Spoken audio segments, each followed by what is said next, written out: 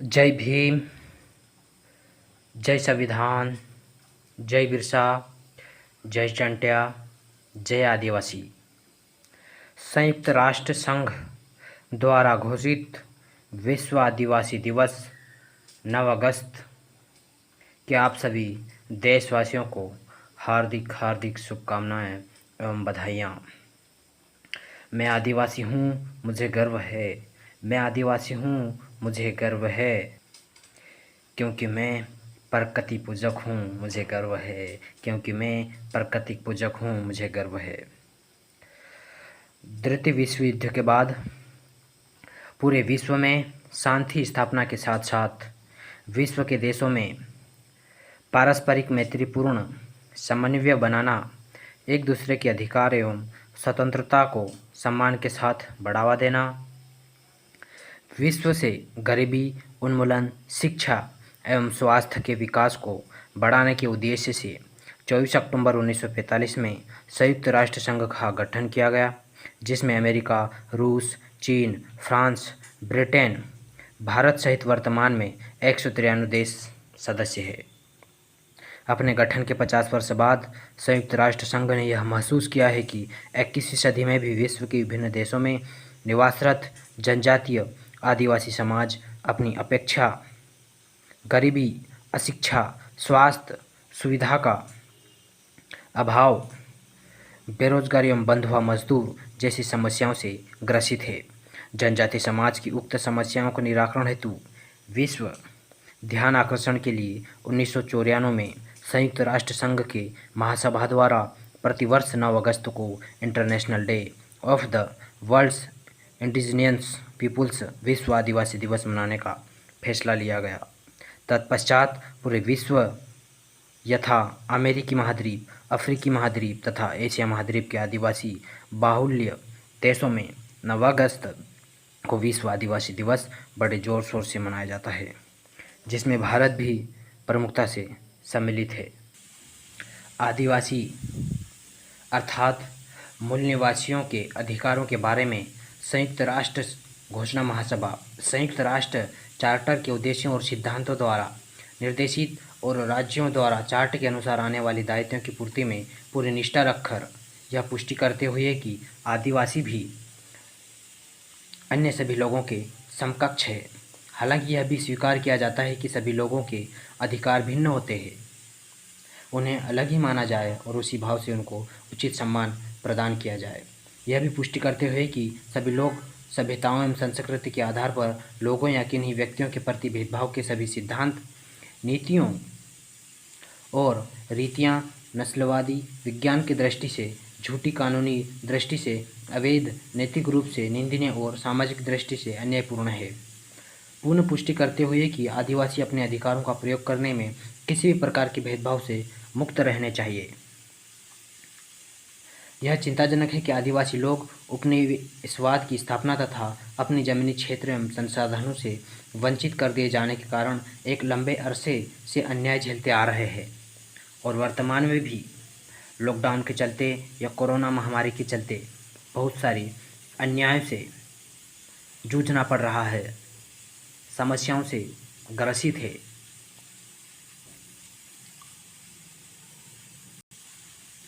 इसी के परिणाम स्वरूप वे अपनी ज़रूरतों और रुचियों के अनुरूप विकास करने के अपने अधिकारों से भी वंचित रह जाते हैं।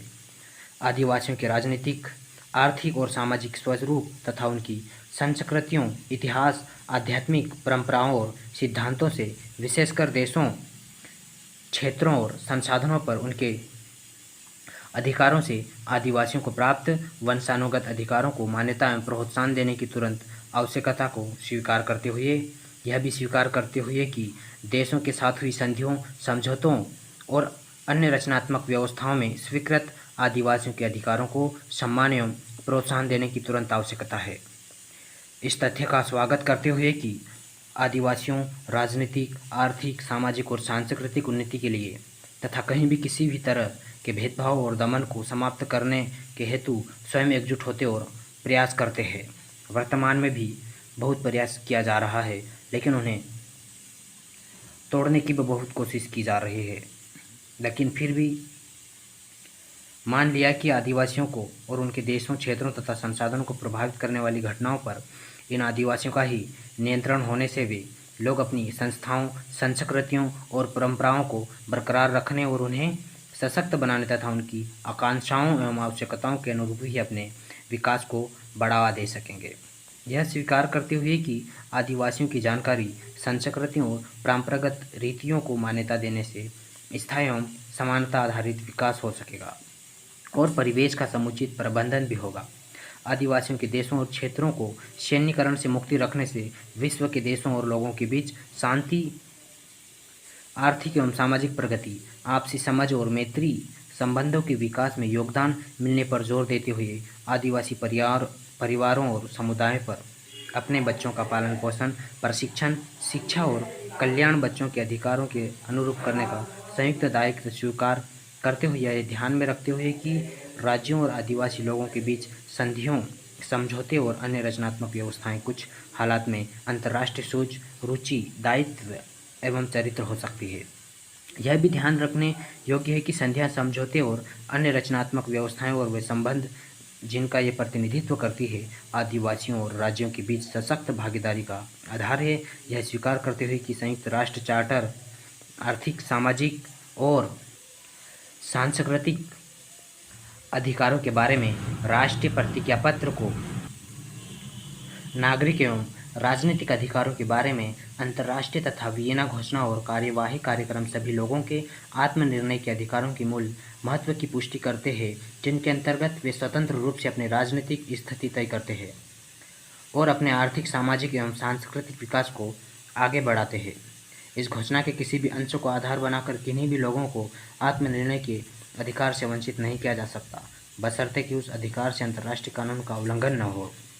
इस बात से सहमत है कि घोषणा में दिए आदिवासी लोगों के अधिकारों को मान्यता देने से राज्य और आदिवासी लोगों के बीच सद्भावपूर्ण एवं सहयोग के संबंध मजबूत होंगे, जो न्याय, लोकतंत्र, मानवाधिकारों के प्रति सम्मान, भेदभाव रहित और परस्पर विश्वास पर आधारित होंगे।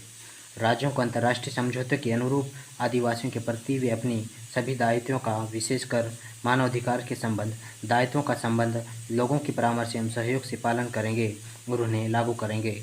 इस बात पर जोर देते हुए कि आदिवासियों के अधिकारों को बढ़ावा देने और उनके संरक्षण में संयुक्त राष्ट्र ने महत्वपूर्ण एवं निरंतर भूमिका निभाई है। यह विश्वास करते हुए कि आदिवासियों के अधिकारों को मान्यता, बढ़ावा और संरक्षण देने की दिशा में तथा इस क्षेत्र में संयुक्त राष्ट्र की संबंध गतिविधियों के विकास में एक और महत्वपूर्ण कदम है। इस बात को मानते और इनकी पुनः पुष्टि करते हुए कि आदिवासियों को अंतर्राष्ट्रीय कानून के तहत सभी मानव अधिकार का बिना किसी भेदभाव के पूरा अधिकार है और आदिवासियों को ऐसी सामूहिक अधिकार भी प्राप्त है जो उनके अस्तित्व, कल्याण एवं समन्वित विकास के लिए अपरिहार्य है। यह मानते हुए कि विभिन्न क्षेत्रों और विभिन्न देशों में आदिवासियों की स्थिति भी भिन्न है और यह कि राष्ट्रीय एवं क्षेत्र विशेषज्ञों तथा विभिन्न ऐतिहासिक और सांस्कृतिक पृष्ठभूमियों को भी ध्यान में रखना चाहिए। विधिवत घोषणा की जाती है कि आदिवासियों के अधिकार के बारे में संयुक्त राष्ट्र संघ घोषणा एक मानक उपलब्धि के रूप में सहयोग, भागीदारी और पारस्परिक सम्मान की भावना से लागू की जाएगी। अनुच्छेद 1 में आदिवासियों को सामूहिक रूप से अथवा व्यक्तिगत तौर पर उन सभी मानवाधिकारों और मूल स्वतंत्रताओं का पूरी तरह उपभोग करने का अधिकार है जो संयुक्त राष्ट्र चार्टर, मानवाधिकारों की सार्वभौम घोषणा और अंतर्राष्ट्रीय मानवाधिकार कानून में स्वीकार किए गए हैं। आदिवासियों को अपनी विशिष्ट राजनीतिक, कानूनी, आर्थिक, सामाजिक और सांस्कृतिक संस्थाओं को बनाए रखने और उन्हें सशक्त बनाने का अधिकार होगा और साथ ही यदि वे चाहे तो अपने राज्य के राजनीतिक, आर्थिक, सामाजिक एवं सांस्कृतिक जीवन में पूरी तरह भाग लेने का उनका अधिकार भी बरकरार रहेगा। आदिवासियों को अधिकार होगा कि वे अपने इतिहास, भाषाएं, मौखिक, अलिखित सिद्धांत, लेखन प्रणालियों और साहित्य को फिर सशक्त बना सके, प्रयोग कर सके और अपनी भावी पीढ़ियों को सौंप सके तथा समुदाय, स्थानों और व्यक्तियों के परंपरागत नाम रख सकें। एक बार पुनः आप सभी देशवासियों को 9 अगस्त विश्व आदिवासी दिवस की हार्दिक शुभकामनाएं। देश के समस्त आदिवासियों को अपने आप में गर्व होना चाहिए, अपनी बोली, भाषा, वेशभूषा, संस्कृति, रहन सहन, प्रकृति पूजक, मान सम्मान के साथ हमें जीने का अधिकार है। बाबा साहेब के मान सम्मान, गौरवान्वित जीवन पर हमें बहुत गर्व है। बाबा साहेब के चरणों में नमन, जिन्होंने हमें समान रूप से जीने का अधिकार, लिखने का अधिकार, पढ़ने का अधिकार और बोलने का अधिकार दिया। धरती आबा भगवान बिरसा मुंडा के चरणों में नमन, जिन्होंने आदिवासियों के हक अधिकार के लिए अपना जीवन बलिदान कर दिया। ऐसे महान सभी देश के वीर नौजवानों को नमन, जिन्होंने देश के लिए छोटी सी उम्र में अपने जीवन को कुर्बान कर दिया। हर कोई व्यक्ति जीवन कुर्बान को लेकर तत्पर नहीं रहता है, लेकिन मुसीबतें ऐसी होती है कि उन्हें आगे आना पड़ता है।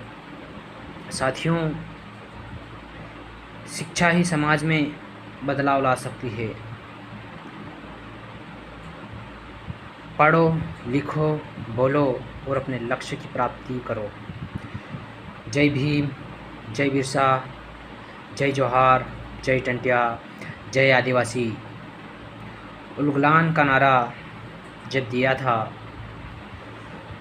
उलगुलान, उलगुलान।